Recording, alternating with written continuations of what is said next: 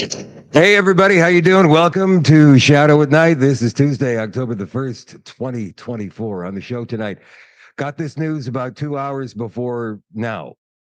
2 hours before showtime. Diddy gets slapped with 120 new sexual allegations. There's a lawyer called Tony Busby who is representing all of these people. We have video to play for you of his press conference from earlier today in just a couple of minutes. And I'll tell you this. Well, he doesn't name names. He says, as he's looking down at his notes, we got names right here. And I'm not naming names right now because I want to be absolutely sure. So we're going to do more investigation, but we've got names. So is it possible? You might be going right now, Shadow, come on. This is just another distraction. A distraction on top of a distraction, on top of a mountain of distractions. And maybe you're right. But maybe this is the one. Maybe this is the straw that breaks the camel's back. That video is coming up for you in just a second, along with the story. Trudeau survives another non-confidence vote in the House today. That was to be expected, but the rumors are raging in the Ottawa bubble. I've got two people in senators' offices I talk to quite regularly, and they've told me something interesting that may happen by the end of October, just before the American election. We'll get to that in just a couple of minutes. The Shadow at Night live stream, as always, is brought to you by Canada Nano Silver, CanadaNanoSilver.com. I spoke to two people on the phone this morning who are both suffering from a virus that seems to be going around, very flu-like in its symptoms, or cold-like, if you will. Aches, chills, runny nose, or stuffed up, sore throat, headache, fever. Sounds like something we've heard about before. The common cold. But you want to buck up your immune system so you don't get it. So you want to do it in the best, most tasteful way possible instead of taking that awful. Remember the awful vitamin liquid your mom or dad used to give you, or your grandparents used to give you when you were a little kid? It's like the worst. These things are actually good. They taste like gummy bears, but they're healthy for you and they contain no gelatin. It's the immune gummies from CanadaNanoSilver.com. Simplify your daily immune support with convenient and delicious Nano Silver immune gummies. Each serving contains powerful triple action Nano Silver silverceutical technology, elderberry, vitamin C, zinc, and vitamin D3. This will help supercharge your immune system. Safe and proven Nano Silver technology works alongside your body's immune system to help you stay healthy and strong. Fight off this, whatever it is, for everything that life throws at you. The Immune Gummies, just one of the amazing products available online at CanadaNanoSilver.com, CanadaNanoSilver.com. Kevin and Anna are very excited.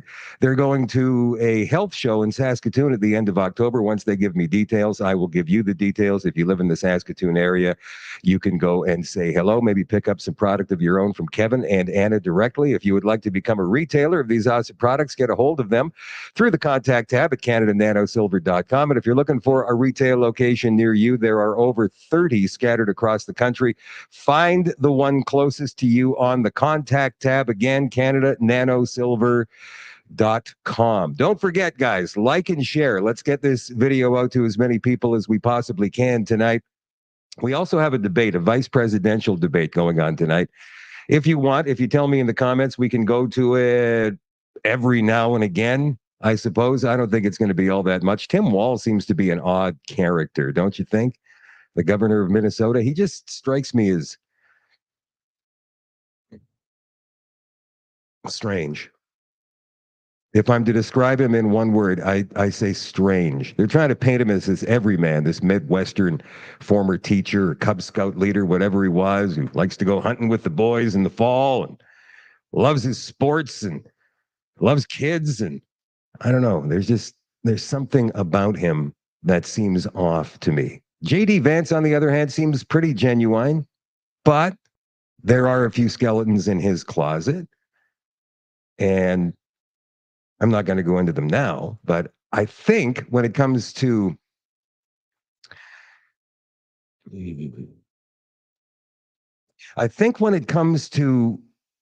communication, JD Vance will win the debate tonight. On policy, probably the same thing. I don't think Walz has anything to say on policy because Kamala hasn't, and Walz is only going to be the VP. Anyway, that debate is starting in just a couple of minutes, so we could go to that if you guys want to every now and again. Any contact info for someone close to Paris, Ontario? Are you talking about Canada Nano Silver, Christine? Because if you are, just go to the website. Just go to the website. You'll see for yourself. CanadaNanoSilver.com. All right. Let's go to this Diddy story. Oh, by the way, I suppose I should go ahead and say some hellos. Eddie is watching. Weirdo. Tim Walls. Weirdo. John is watching tonight. Hello, Lucille in Sudbury. Brent is watching tonight. Kevin, Kev's here from CanadaNanoSilver.com. Hello, Derek and Christine, Kim in Oka River. Judy is watching in Grand Forks, British Columbia on Facebook. Who else is here tonight? Derek is in Kamloops.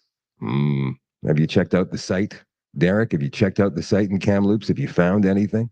Wanda's watching tonight. Regina's watching in Arizona. Hello, Debbie, watching in Oak Bank. All right, if you're watching on Facebook or YouTube or Twitch or X or Telegram or Rumble, don't forget to like and share. Get this out to as many people as we possibly can. Guys, this is very important information. And you are the leaders in your communities. You guys are the ones who can provide people who don't, they're just, they're on the brink. But maybe something I say here tonight, you'll find useful in your argument with them. That's the other thing too, right? Because I'm throwing this stuff out all the time. I believe that Diddy, his ring, is part of a major ring. So there's definitely layers above Diddy and layers above that layer and so on and so on. And we don't know how high this goes, but and they're claiming on left-wing corporate media that Diddy was the ringleader. Okay, so if Diddy was the ringleader, then why would he not be eating in prison? If you think somebody's going to poison him, who's going to poison him? Come on. No, they don't want him talking. But then again, once you guys see this video, it's kind of crazy. Tony Busby is this lawyer. We're going to get to this in just a second, but first, let's give you the story that came out just a few hours ago. This is from left-wing corporate NBC, but you can get it anywhere. Diddy, Sean Diddy Combs, facing dozens of new allegations of sexual assault in a series of lawsuits set to be filed at a news conference today. Texas-based attorney Tony Busby said he's representing 120 accusers with allegations against the entertainment mogul that go back more than 20 years. I'm not going to read what he said when you get to see the video in just a second, but he does say that there are names. He did say as well, more than 3,000 individuals have come forward to his office with accusations against Diddy, and that he plans to begin filing lawsuits in various states in the next 30 days. He added that they will name the other defendants at a later date. Friends, here is attorney Tony Busby. So to be filed, as I said, thinking or hoping or perhaps believing that I may start naming names. Well, that day will come, but it won't be today. The day will come when we will name names other than Sean Combs, and there's a lot of names. It's a long list already. And of course, I already know who some of these individuals are, but because of the nature of this case, we're going to make damn sure that we're right before we do that. But the names that we're going to name, assuming that our investigators confirm and corroborate what we've been told, are names that will shock you. These are individual cases. There are indeed other perpetrators involved. They will be revealed when that particular individual case is ready to be filed. They already know who they are. And I'm talking here about not just the cowardly but complicit bystanders. That is, those people that we know watched this behavior occur and did nothing. And I'm talking about the people that participated, encouraged it, egged it on. They know who they are. I call them the facilitators of foul play, willing participants in vile conduct. As we identify them, each will be part of this case as defendants. These defendants will not only include individuals, but would also include corporate entities who ultimately profited off of this culture and behavior. I'm looking at banks, pharmaceutical companies, hotels. We know that many of these individuals were paid cash. We know that many of these individuals involved, whether they were the ones being assaulted and abused or they're witnessing other people being assaulted and abused,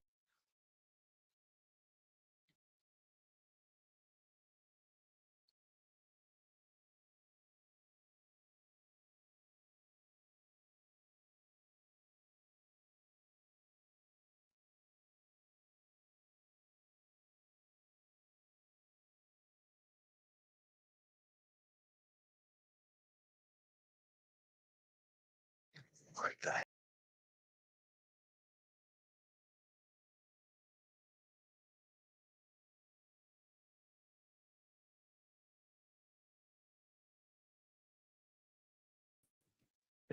Okay, guys, I don't know what happened, but it happened again.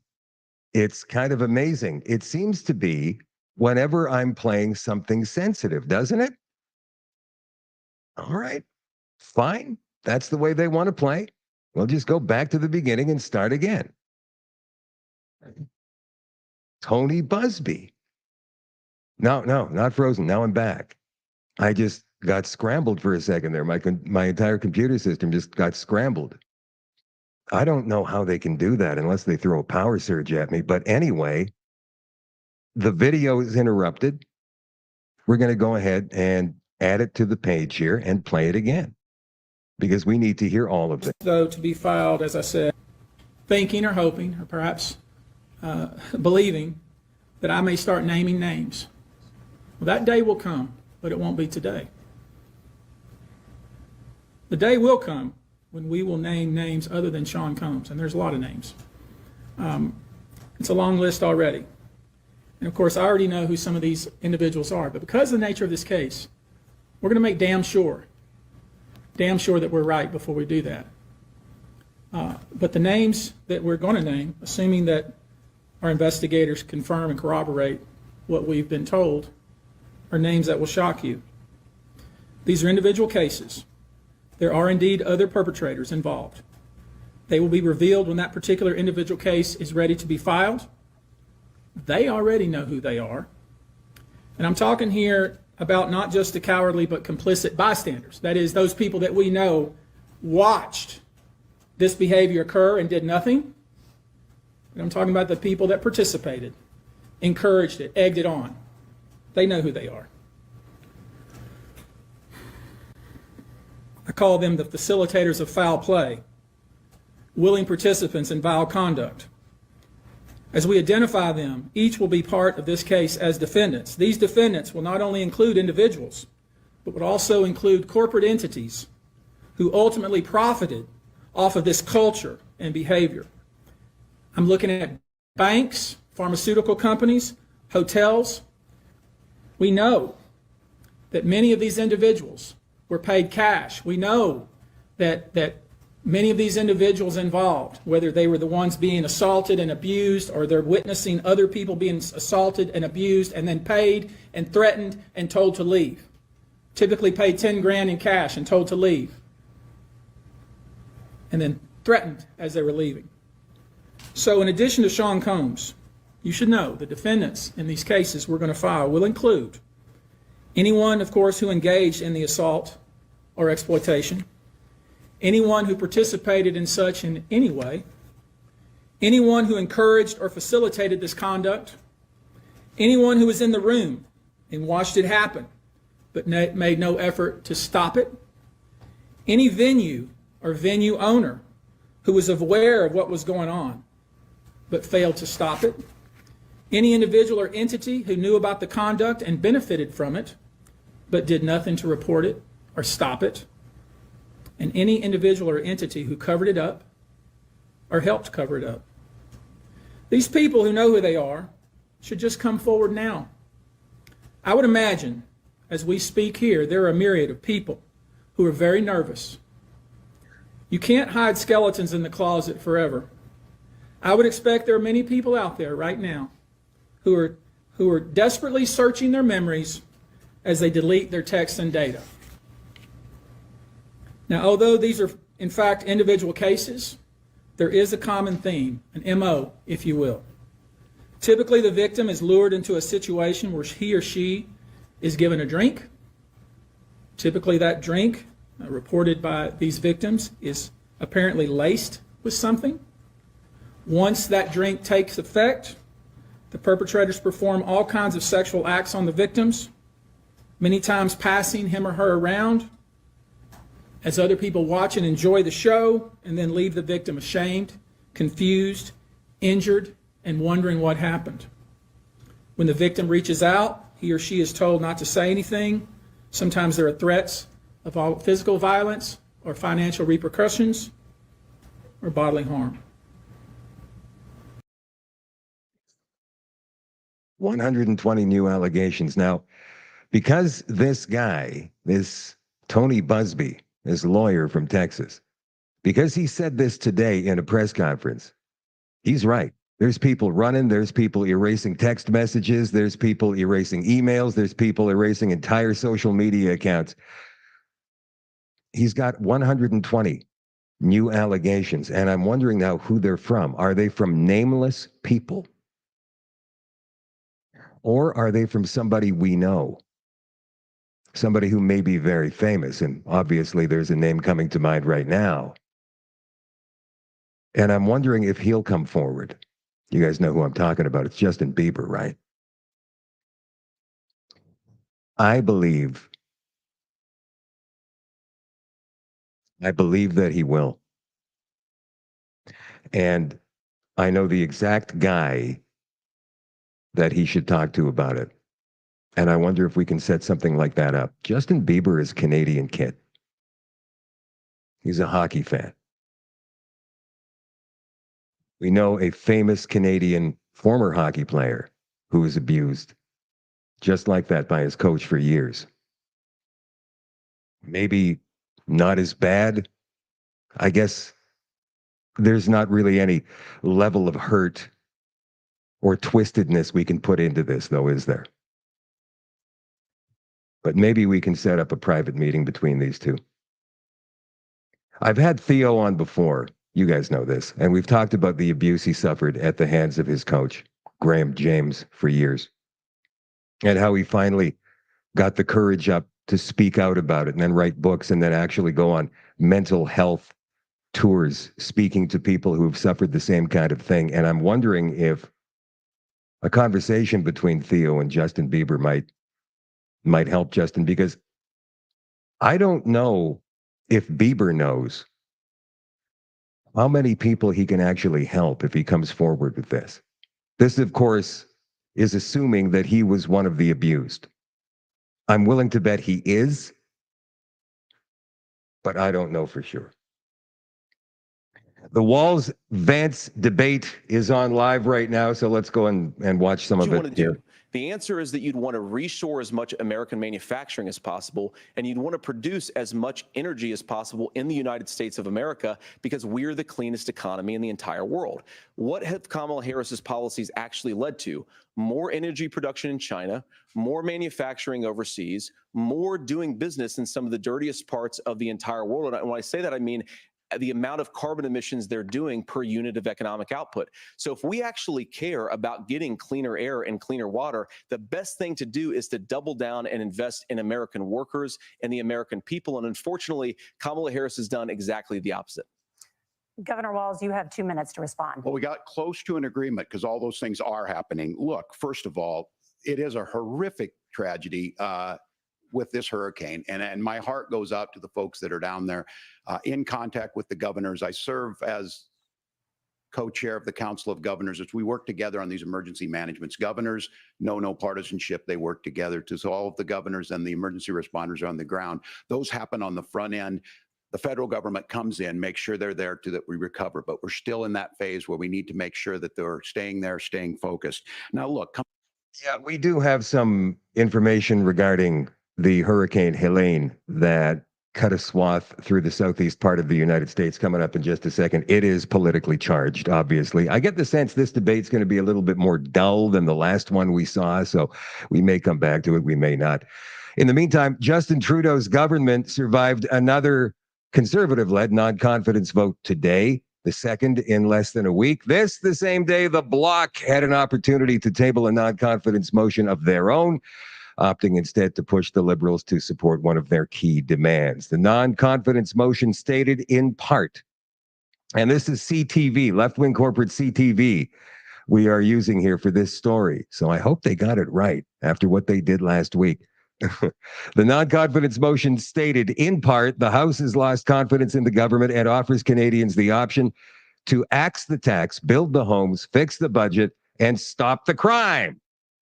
It was defeated 207-121. In a statement following the vote today, The conservatives pointed fingers at, hang on, let me scroll down here, pointed fingers at Jagmeet Singh, saying he sold out working Canadians, and at the Bloc, accusing them of letting down Quebecers.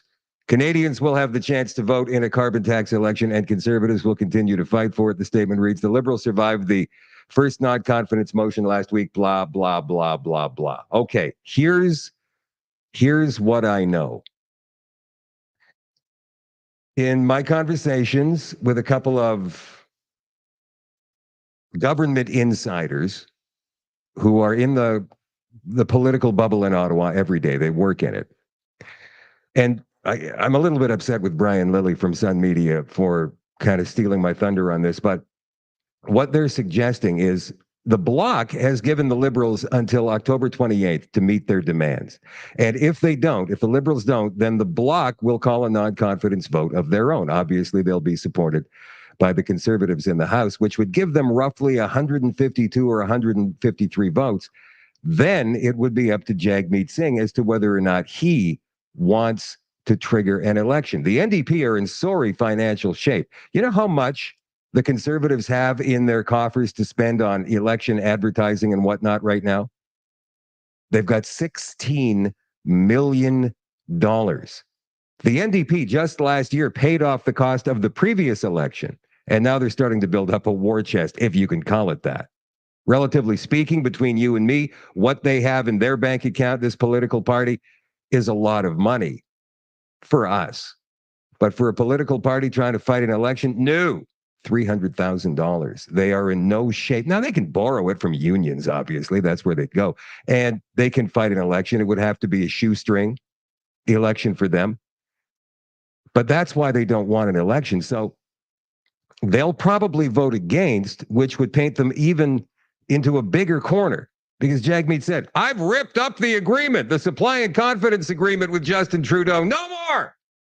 And then to vote with them 3 times to keep them in power would make him look like a horse's ass. He can't do that. So he would have to vote with the Bloc and the Conservatives and bring down the government. But before all of this happens, possibly on October 27th, Justin Trudeau, now this is the rumor that is flying around in the Ottawa political bubble, Justin Trudeau will prorogue Parliament, dissolve Parliament, then resign, giving the Liberals time to have a leadership convention and gear up for the next election, probably next year. I believe the second that the Liberals elect a new leader and they go back to Parliament, they'll be defeated in a confidence motion. That could happen in the springtime. I'm following the dots here, you guys. I'm just following the bouncing ball here. If these rumors are to be believed, first of all. So then we've got an election with a brand new Liberal leader sometime in the spring, maybe February, maybe March. And the Conservatives win. And that's it.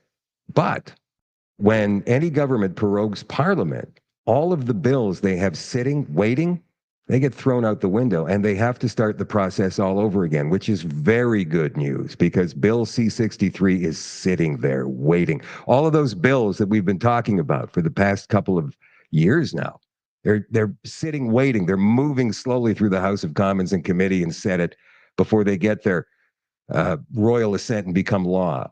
But all of those bills, gone out the window. They'd have to start from scratch. And it takes a long time to move a bill through, especially a minority parliament.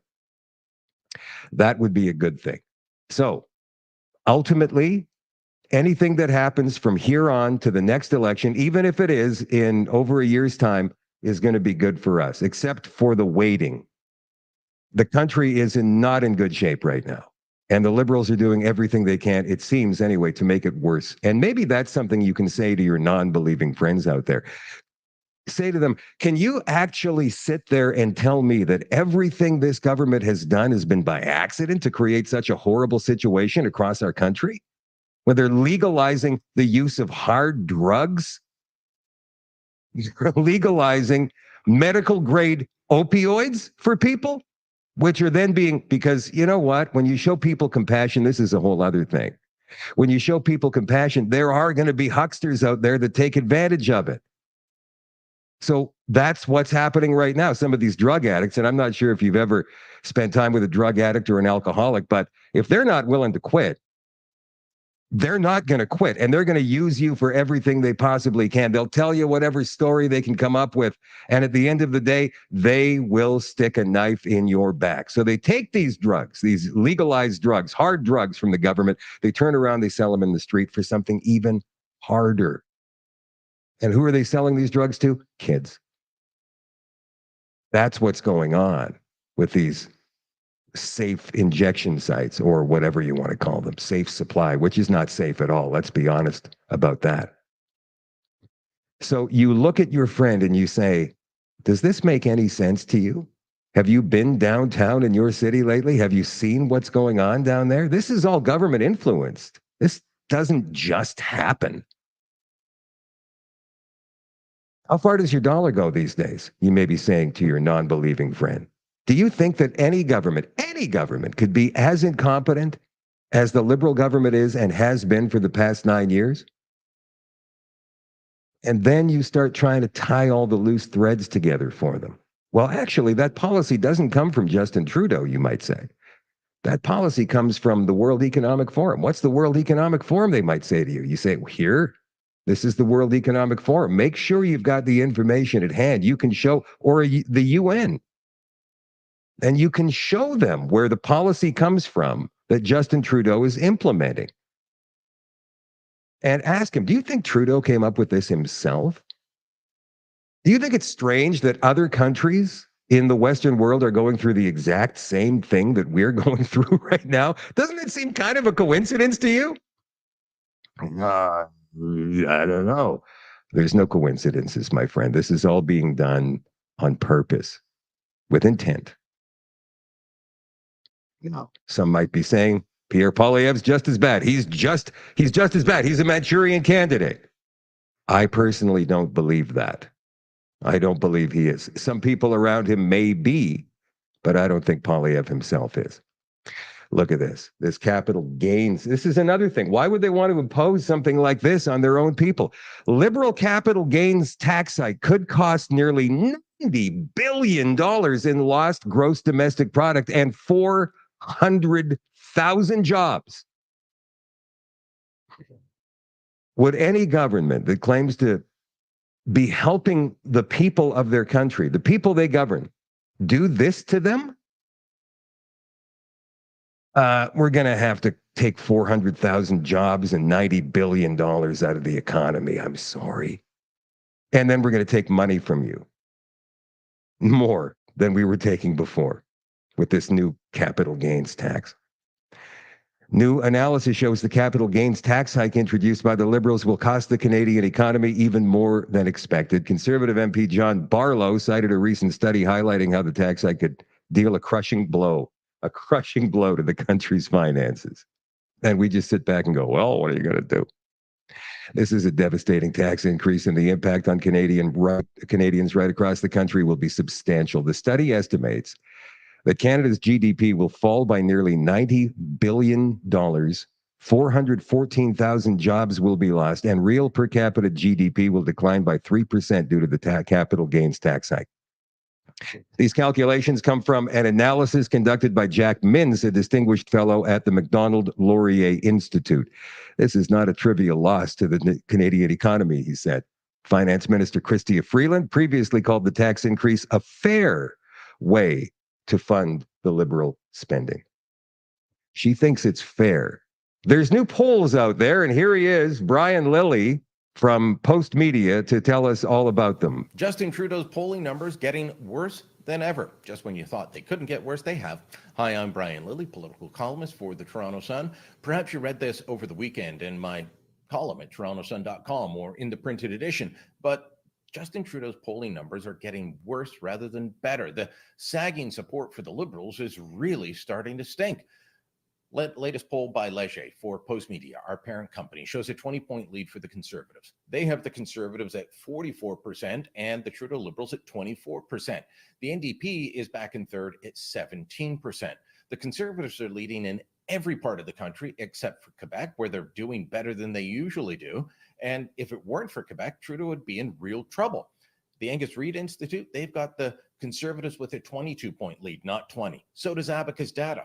But what's really interesting about all these polling firms, they've got slight differences on the national numbers, but the real fascinating thing is the background data. Let me give you some examples. Leger asked Canadians, should Justin Trudeau leave? 62% say yes, he should step down as prime minister and Liberal leader. And that includes 1/3 of people who say they're going to vote Liberal.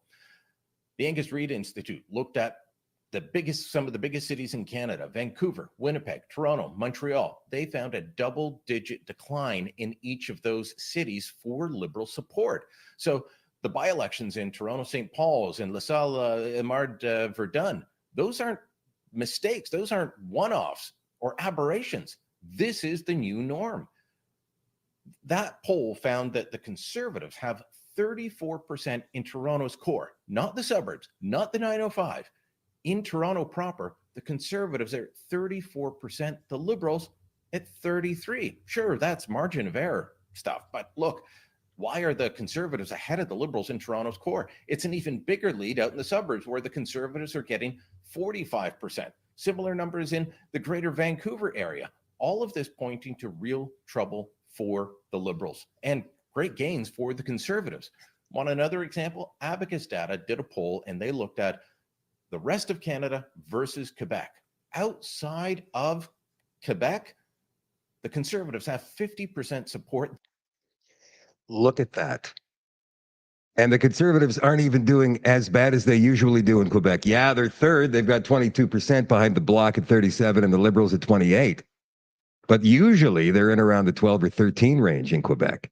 But look at this. In the rest of Canada, right here, 50%.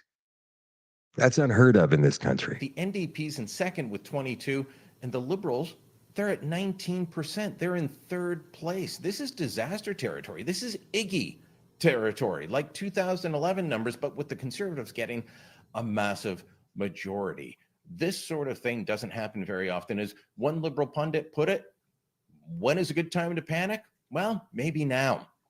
But is Justin Trudeau ready to go? Is he panicking? Doesn't seem like it, although the latest rumor spreading around certain parts of Ottawa and the political class, Trudeau proroguing Parliament before the Bloc's deadline of the end of October, and then stepping down and calling a leadership race. I'm not sure I buy it yet, but that is what's being talked about. Okay. But you heard me say that earlier. And you know what's interesting is I knew that last week, but I was sworn to silence. And so I had to sit there on my hands waiting for my friend to say, okay, go.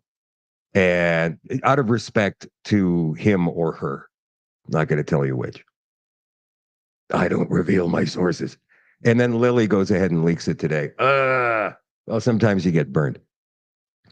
Remember, I talked about this last night a little bit when it comes to immigrants not liking the system that we've got in place right now with all of these asylum seekers and these temporary workers and these temporary students and all of that. And yeah, the Liberals have said they're cutting back on that, but only because Quebec is causing such a stink.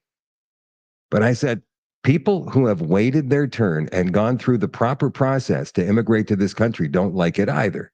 And there's a new poll, albeit not very scientific, comes from Omni News, owned by Rogers. It's an online poll. But it says here, immigrants are supporting Pierre Poilievre.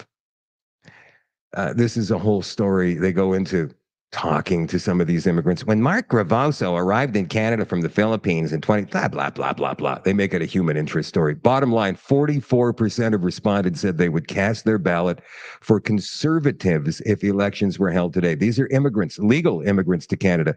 An 18-point lead over the Liberals at 26%. Well, 19% would vote NDP. This commercial apparently was all, they told you that the Conservatives have got money and they're doing a lot of advertising right now. They're trying to humanize Pierre Poilievre a little bit here. Tell me what you think of this. This is a new Conservative TV spot that's out there. Feels like home near the mountains where I grew up. I was adopted by school teachers who taught me that in Canada, if you worked at it, you could climb any mountain. People don't feel that way now. In fact, Feels like we're all a long way from home. Our youth can't even afford homes or food. Debt, taxes, and crime are up. Jobs are down. Immigration is broken. Woke obsessions dishonor our history, destroy our education. Wait, hold on. What did he say? Did he say woke obsessions? Well, that's interesting, don't you think? Why would a politician who is a part of the World Economic Forum talk about woke obsessions? Guys, it's starting to become obvious here. We can't be looking for boogeymen behind every hedge, hiding behind every tree. The colors are coming out. And again, I'm not going to tell you that Pierre Poilievre is perfect. He was wearing an orange shirt yesterday. All right. I personally don't believe in what was going on yesterday. We're going to play some video. It's actually pretty funny. We've got some video coming up from a press conference that was given by residential school survivors yesterday, in which they threw out the CBC for asking the wrong question. It's actually quite funny, but I do want your opinion on it. But let's finish this. And crime are up. Jobs are down. Immigration is broken. Woke obsessions dishonor our history, destroy our education, degrade our military, divide our people. But common sense will lead us home. We'll cap spending, axe taxes, reward work, build homes, uphold family, stop crime, secure borders, rearm our forces, restore our freedom, and unite our people with common values, common sense, common hope for our common home, Canada. Let's bring it home. I hate his slogans,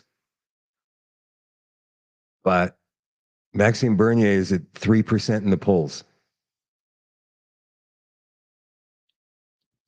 Residential school survivors urging Ottawa to step up funding for searches. What kind of searches, I'm wondering? Let's see here. Residential, are they talking about ground penetrating radar? Or are they talking about actually digging up a site? Residential school survivors say the federal government is keeping the truth about those institutions in the dark by cutting back on funding for records and ground searches, looking for unmarked graves of children who died at these schools. More than 150 children were forced to attend residential schools. Again, I believe that is a black eye on our nation's history. Don't get me wrong. No kid should be ripped from his or her parents and their home and sent off to some boarding school by the government. That should never have happened. And many survivors detailed the horrific abuse they suffered to the Truth and Reconciliation Commission. An estimated 6,000 children died while attending the schools, although experts say the actual number could be much higher. Okay, hold on. Where do they get these numbers? Where do they get these numbers? And which experts are saying the actual number could be higher? Once again, global news, left-wing corporate media is going on an assumption here, calling it news. An estimated 6,000. Who estimated that? In 2021, after numerous First Nations reported locating what appeared to be human remains, on the sites of former residential schools, Ottawa stepped in with more than $116 million to search for unmarked graves and to memorialize the children who died. As of March 2024, the government had actually provided $216 million through 146 different funding agreements. That ended up averaging about $71 million a year. And the First Nations are saying that's not enough. Interesting. Now, this is the video I was talking about, posted by Cat Canada on X, either this morning or late last night. This is a CBC reporter at a press conference being held by Indigenous women, some residential school survivors, and watch what happens here. And I do want your take on this, you guys, because to me, it's the left eating their own. Most Canadians think that Justin Trudeau is making an effort. I gather you don't feel what he's doing is worthwhile. Okay, so I just told you that the government spent hundreds of millions of dollars on this Truth and Reconciliation, although I don't know exactly what they've done. Because still, to this day, not one body, not one skeleton, no remains, actual remains, have ever been found. They've got ground penetrating radar anomalies, and that's it. So let's continue on Well, here. have you seen how much teenagers are going missing? How can he be blamed for that? I mean, you don't think that anything he's doing is helping the situation? Is it? Okay. So the CBC reporter, in my opinion, makes a good point. How can Justin Trudeau be blamed for that if he's giving you all of this money? Let's continue. Is he? Now, if you want to talk about corporate Marxism, and I love the fact that a CBC reporter was on the receiving end of it here. But if you want to talk about corporate Marxism, watch these women react to this question. An improvement over Stephen Harper? I mean, what talk about his record? Is it? Excuse me, did I just hear you correctly? How can he be blamed for that? No. Excuse me. Excuse me. Don't speak to us that way. Stop right now. You do not speak to us that way. We are human beings. And the way that you're speaking to us It's not acceptable. you are No, stop it. Now, hold on just a second. Exactly what did this reporter do that was so horrendous? I haven't heard her be rude or belligerent. I just heard her ask a question. And then the reaction here is incredible. Wait. Stop right now.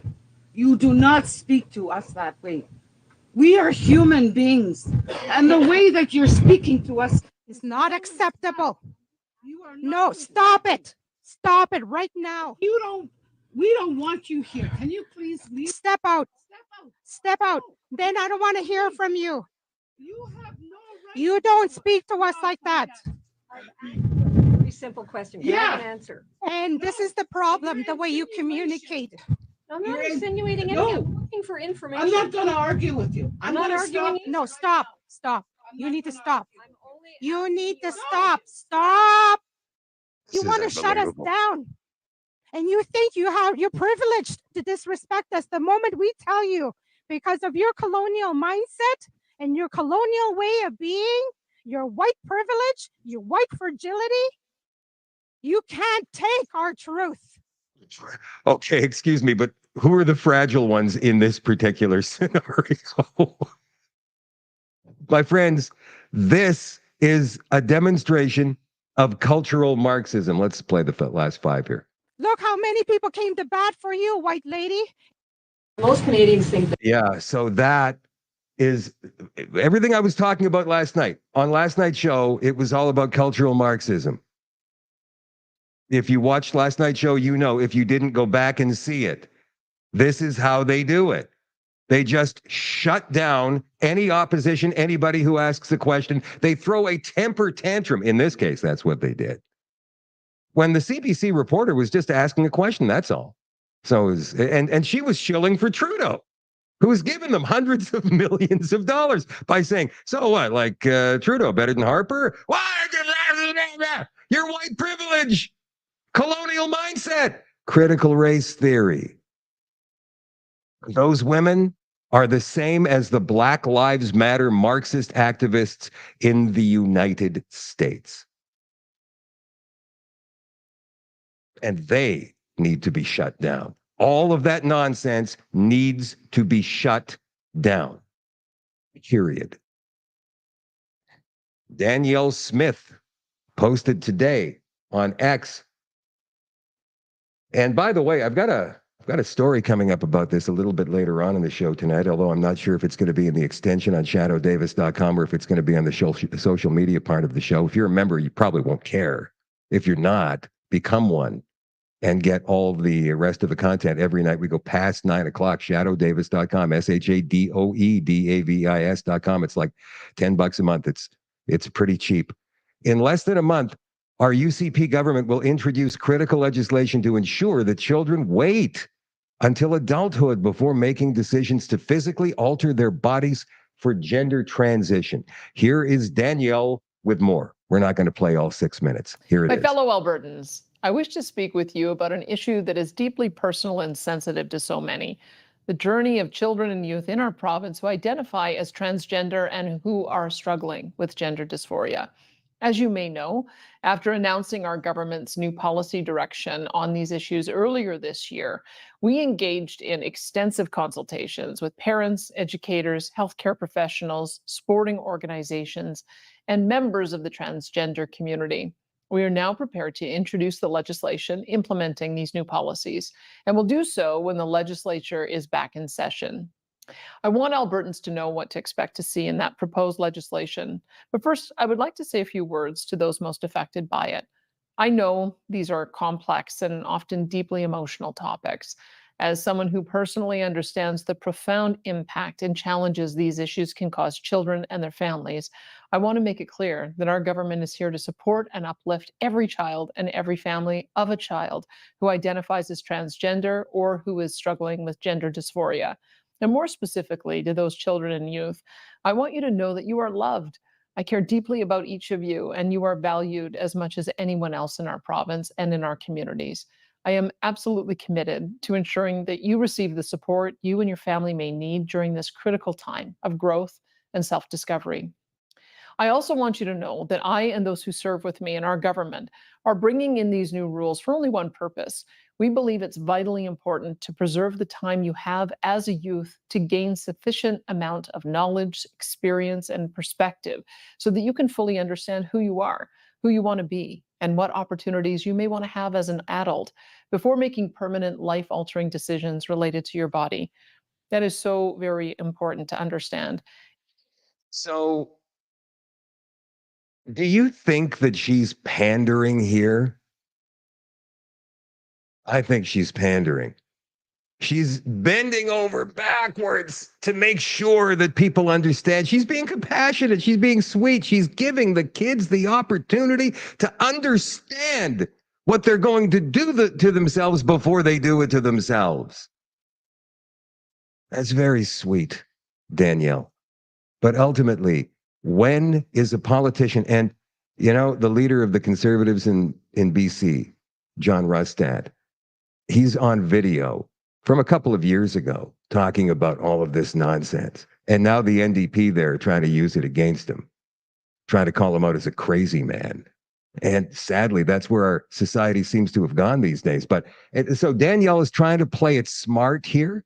It comes off as weak-spined to me, but she is trying to play it smart so she doesn't get roasted in the left-wing corporate media in Alberta, and not just Alberta, but all across the country as well.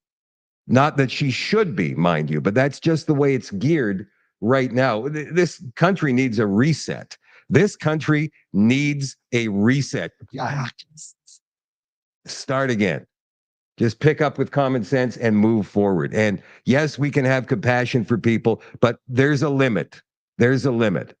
For example, and this is a great example, you invite a couple of people into your home, you can stay for a month until it's friends who've lost their home in a fire, let's just say.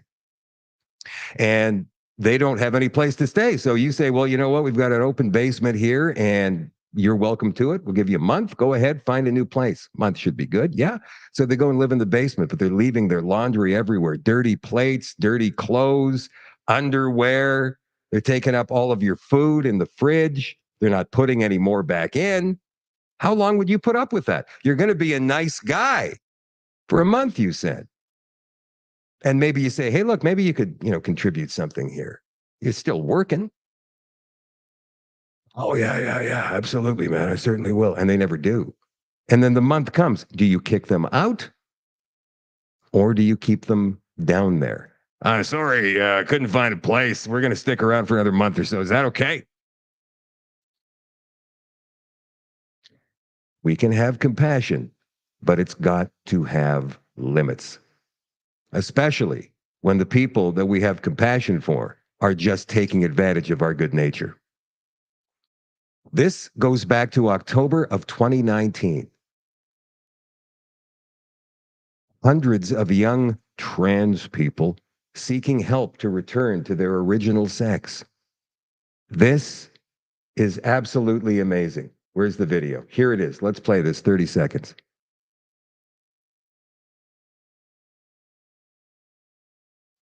Oh no, it's the spinning wheel of death. I'm going to have to reboot this. Can't have the spinning wheel of death. Here we go. Come on. Oh, yeah. Another spinning wheel of death. I was approached by a young woman. Okay, so this is obviously a young woman who is trying to transition to a man, although I mean, I'd look at this person and go, yeah, it's a girl. Who wants now to go back? I was approached by a young woman with a beard, and she hugged me and said, I'm a detransitioned woman as well. I've just stopped taking testosterone. And after that, I felt like I had to do something. I'm hearing from like hundreds of people, and I think some of the common characteristics are they tend to be around their mid-20s. They're mostly female and mostly same-sex attracted, most are lesbians. Okay, look at that. Sky News. And not just Sky News, because we know that there's Sky News UK and Sky News Australia, and Sky News Australia seems to be on our side of things, right? I mean, I'm sure you've seen videos from Sky News Australia. I love them. But Sky News UK is completely the opposite of Sky News in Australia. Do you think, and remember, this is 5 years ago now, do you think, honestly, that they would run something like this today? Of course not. It completely breaks the narrative. Getting back to immigration for a second, and Alberta, most Calgarians, most Edmontonians want immigration to slow down, not speed up. Like there's a poll from City News out there that says, yeah, most Canadians in large cities want to keep the immigration gates open. And then this comes out, no. The vast majority of Albertans living in the province's two largest cities would like to see the immigration rates slow down. A Maru public poll conducted by City News earlier this month revealed that 70% of the 400 people surveyed in Calgary and Edmonton want to see immigration either reduced or halted altogether. Not surprisingly, this poll confirms a trend that started some time ago. The historic consensus on immigration has been significantly eroded by unwise federal government policies that were never based on sound economic needs, but are instead based on party politics, pandering, and the erroneous idea that more is always better. The specialist citizenship and immigration law, Sergio Karras, told TNC News. So once again, I ask you, do you think that the Liberals are doing this just because they're dumb? Or because they're being ordered to by a higher power? This is John Kerry. He ran for president once. Thank God he didn't win. The United States, above every other country in the world, values free speech. It's their First Amendment right down there. Remember what I told you yesterday about cultural Marxism? Instead of, and they want to do this too, but it's evolved. It originated with controlling the means of production. The people must control the means of production. And the people are the government in that scenario, right? And then it evolved over the years, controlling the means of information and communication. But you can't do that because of that damn First Amendment down there. Watch John Kerry here say the quiet part out loud at the World Economic Forum. This was last week. The World Economic Forum was holding meetings during that UN conference they were having down in New York City. Watch this. And I think the dislike of and anguish over social media is just growing and growing and growing. And it's part of our problem, particularly in democracies, in terms of building consensus around any issue. It's really hard to govern today. You can't, there's no, the referees we used to have to determine what's a fact and what isn't a fact are kind of, been eviscerated to a certain degree. And people go and that people self-select where they go for their news or for their information. And then you just get into a vicious cycle. So it's really, really hard, much harder to build consensus today than at any time in the 45, 50 years I've been involved in this. And there's a lot of discussion now about how you curb those entities in order to guarantee that you're going to have, some accountability on facts, et cetera. But look, if people go to only one source and the source they go to is sick and, has an agenda. And you know who said this very same thing not too long ago, and he's said it more than once? Justin Trudeau. Back in the days when there was only CTV and CBC, and we all agreed because that's what they were telling us. Did you see the news last night? They could have made, at that time, they could have made up anything and the people would have believed it. But now that we've got all of these other sources, and basically, hey, John, if you want people to believe what you're saying, bring the receipts. You can't tell us something, the world is coming to an end unless we start paying higher taxes, or we start driving electric cars, or we stop flying places, or we stop eating beef. What? Okay, prove it. And then they trot out some green scientist who's been paid thousands or even millions of dollars to go ahead and corroborate what the government rhetoric says. But nobody else gets a chance to debate them.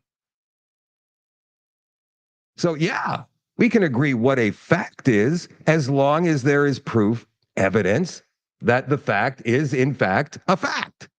Let's go back a little bit and then finish this I've off. been involved in this, and you know, there's a lot of discussion now about how you curb those entities in order to guarantee that you're going to have, you know, some accountability on facts, et cetera. But look, if people go to only one source and the source they go to is sick and, you know, has an agenda and they're putting out disinformation, our First Amendment stands as a major block to the ability to be able to just, you know, hammer it out of existence. So what we need is to win the ground, win the right to govern by hopefully having, you know, winning enough votes that you're free to be able to implement change. Now, obviously, there are some people in our country who are prepared to implement change in other ways.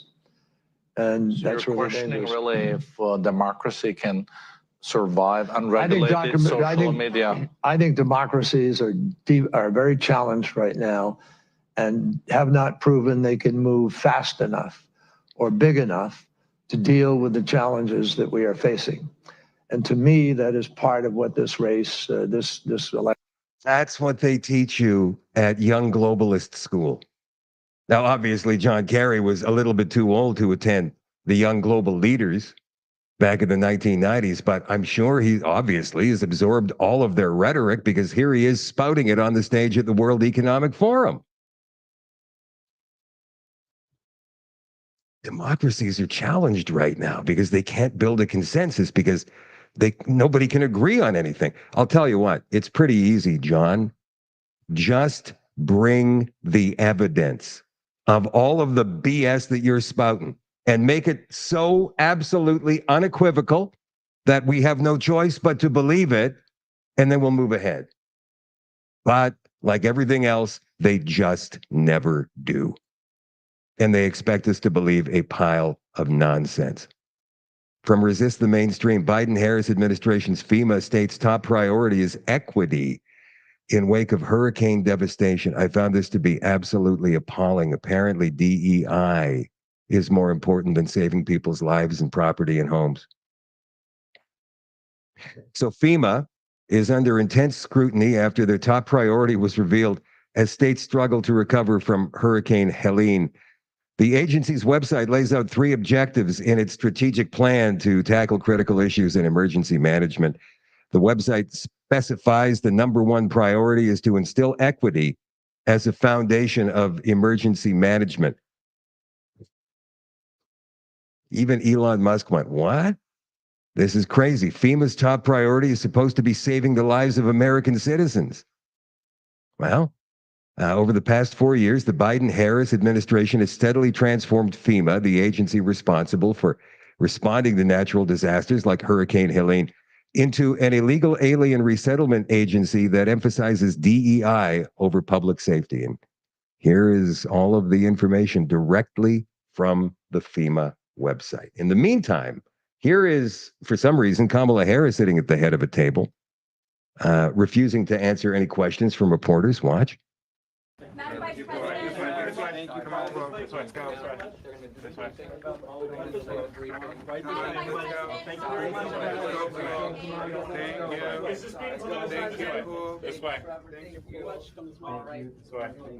Madam Vice President, Madam Vice President. Nope. Thanks so much.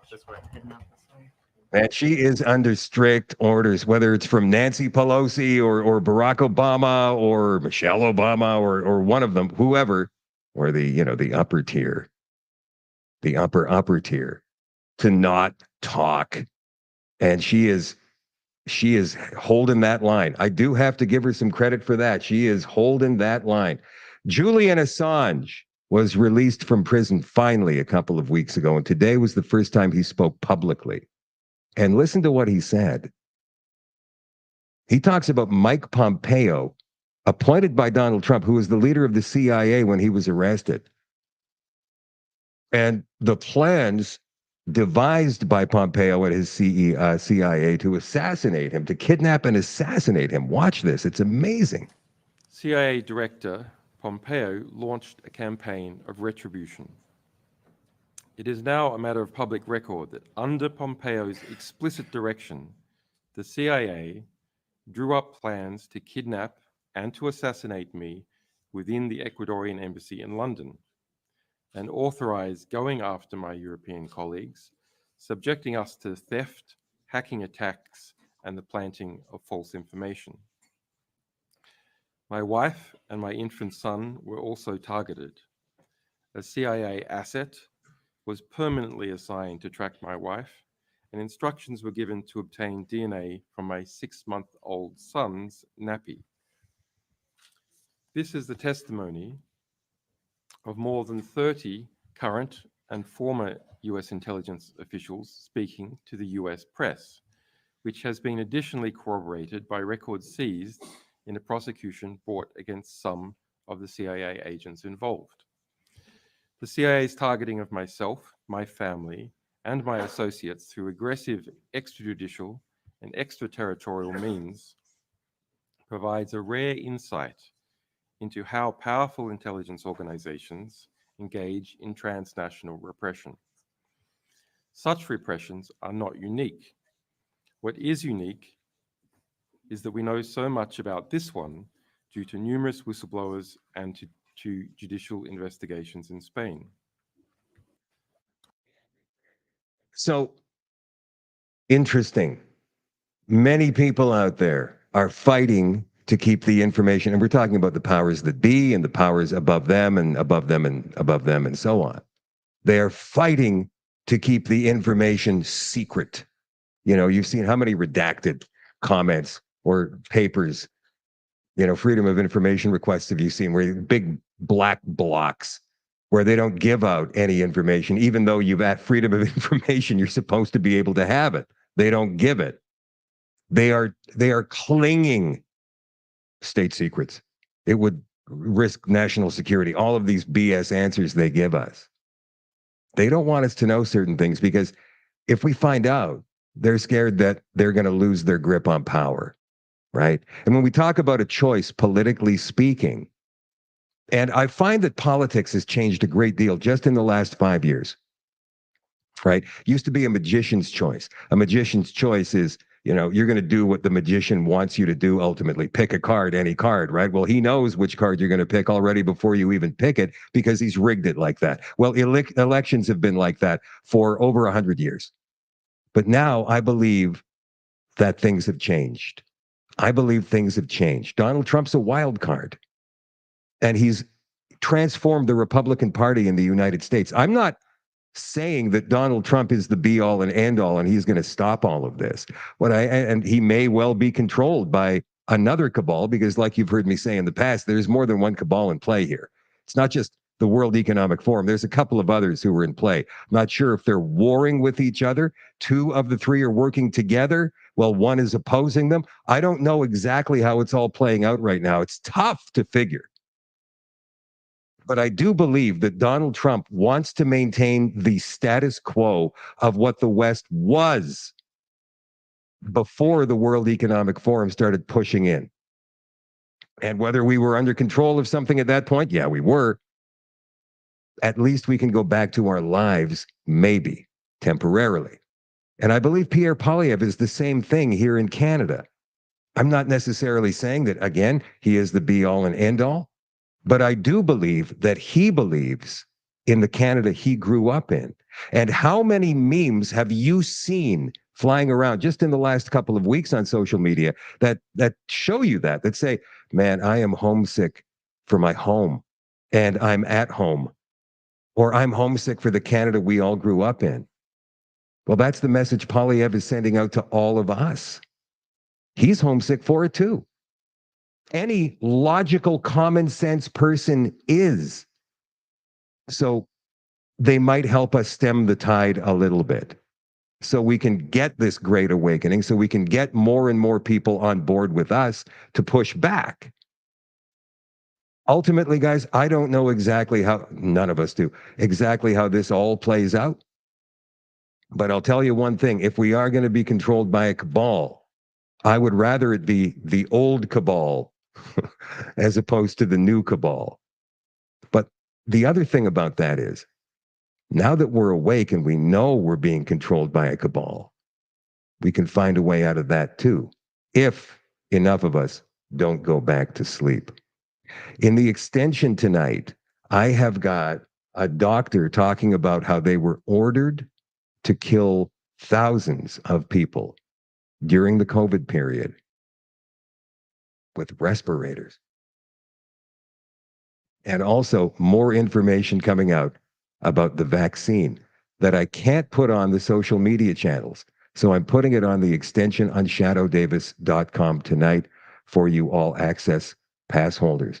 So I'll see you there in about 2 minutes. And for those of you not joining on All Access tonight on the website, I'll catch you tomorrow night. Ken Drysdale of Manitoba Stronger Together is going to be on the show tomorrow night. We have an engagement on Saturday afternoon in Selkirk, Manitoba, regarding the Winnipeg Metropolitan Region Board's Plan 2050, the Smart City Plan for Winnipeg and the surrounding municipalities. We're going to brief people on exactly what the plan is and how we can fight back against it. And hopefully we'll get a good deal of elected officials from the RMs in the area, like we did in Stonewall a couple of weeks ago. It's going to be from 1 until 4 o'clock at the Selkirk Rec Center on Saturday afternoon. So hopefully we will see you there if you're concerned at all about the city of Winnipeg turning into a 15-minute city. I love you all and I appreciate you all, and I will catch you tomorrow night at 8 o'clock Central for another Shadow at Night live stream, or in 2 minutes on All Access on shadowdavis.com. Bye for now.